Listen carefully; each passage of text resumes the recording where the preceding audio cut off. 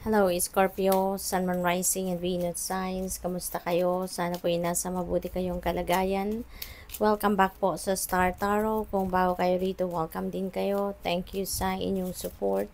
I truly appreciate it. God bless you all. Scorpio, pauna mensahe po ninyo ay flow. Go with the flow as water trickles down a stream. Do not hurry. Okay?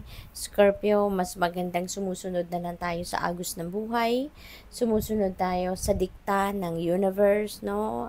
With that, parang we are in alignment, no? With the universe. Kumpara doon sa kung ini-insist natin yung mga gusto natin, kung anong mga outcome na gusto natin, no, sa mga ginagawa natin. When we insist, when we tawag dito, yung sinisiksik natin, no, kung ano ang gusto natin maging outcome sa mga ginagawa natin, eh mas lalong nakukumplika, hindi ba? Mas lalong nagtatagal, mas lalong lumalayo, no, yung ganon. Kaya let's just go with the flow, okay? We have time, embrace in the dewdrops of life before they disappear with the morning sun. Yan, so siguro meron ditong opportunity na kailangan na ninyong pansinin, kailangan na ninyong tawag rito, kailangan na ninyong tignan, kailangan na ninyong i-consider before it slips away from you, Scorpio. Okay? So, what else? We have retreat. Ayan. So, maybe kailangan na ninyo ngayon na mag-retreat. Kailangan ninyo na mag-embark on a retreat. Kasi siguro may mga imbalances, no, na nangyayari sa buhay ninyo. Baka naguguluhan din ang isip ninyo. You're confused. Baka you're too fragmented. You know, yung mga ganon. Kaya kailangan na mag-retreat kayo, magpahinga muna kayo, step back muna kayo sa kung ano man ang inyong pinagkakabalahan or pinagkakabisihan. Okay? We have kindness, take respite by a pond, and be kind to yourself and others. Ayan. So, maging mabait kayo, Scorpio, sa sarili ninyo. At pati na rin sa iba, no? Be kind to yourself. Siguro, pinipressure ninyo masyado, no? Ang sarili ninyo. Maybe may pilit kayong inaabot na kung anumang bagay, no? Na siguro nahihirapan kayo na kaya parang nape-pressure na kayo, no? So with that, parang nai-stress na din ang sarili ninyo kasi maybe you are really trying to push kung ano yung gusto ninyong makamit or gusto ninyong ma-achieve, no? Hello, Scorpio. Pasensya na po kasi nahinto pala nawala pala yung yung connection ng ng microphone. Sorry po, ngayon ko lang napansin. So, ulitin ko na lang, no? Hindi na po ako magbabago ng set of cards kasi ito na yung binigay sa inyo ng universe. Ito na yung mensahe para sa inyo sa ngayon. So, yung next card ninyo from that kindness is the Tower Energy. Yung Tower Energy is this signifies sudden change. This signifies pagbabago sa inyong sitwasyon, regardless kung ano man ito, no? Mayroong pagbabago na hindi ninyo plinano, hindi ninyo ito kagustuhan, kumbaga, no? So, this is a surprise para sa'yo.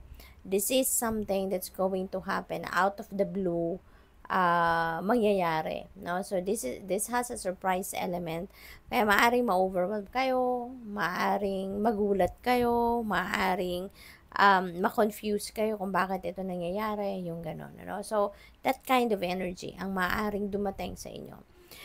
Six of Cups, this is homecoming, no? May travel dito din, so maaring ang iba sa inyo siguro galing abroad, no? Baka nagtatrabaho kayo abroad at baka kayo iuwi to visit your family, to visit your anak, kung may anak kayo, asawa, jowa, magulang, no? Yung ganon.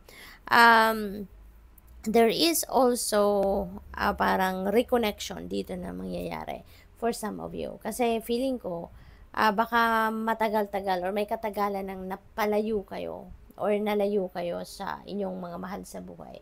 At ngayon, you are going to come home, you're going to reconnect, you're going to rebuild your relationship with them, no? Yung ganon.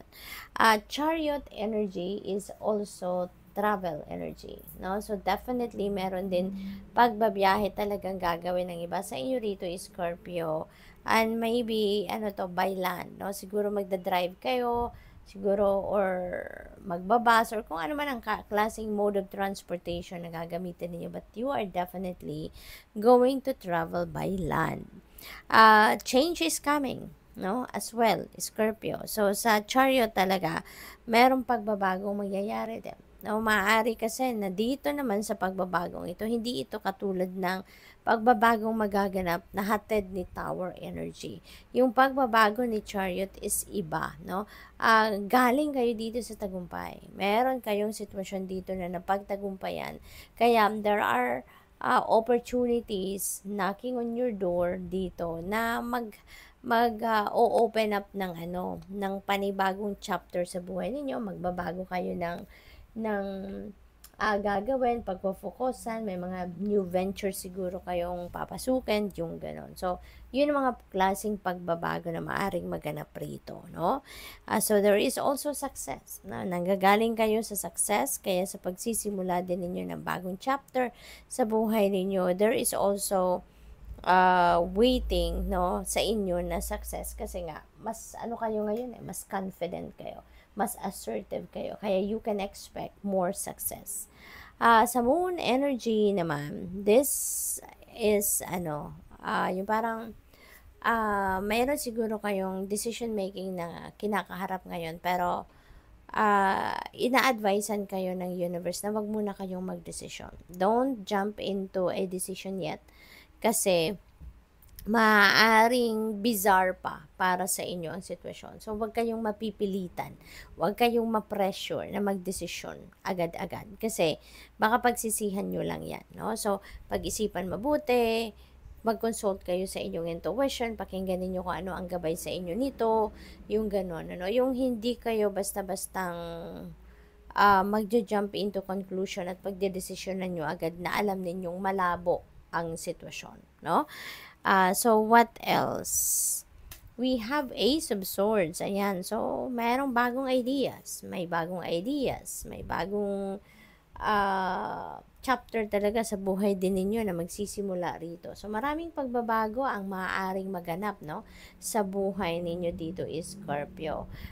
Pwede rin na, since si Ace of Swords is also a triumphant energy, so, definitely, marami din kang pagtatagumpayan, no? Si Chariot may hatid din na success. Si Ace of Swords may hatid din na success. Kaya maganda rin ito. Although you are busy or you are going to be busy, pero malinaw ang isip ninyo na, magkakaroon na kayo dito ng clarity, magkakaroon na kayo ng mga ideas na makakatulong sa inyo na mapagtagumpayan ang anumang sitwasyong pinagdadaanan na medyo hindi sigurado at siguro paborable sa inyo, no? So, good luck. Thank you for watching. Love and light. Namaste.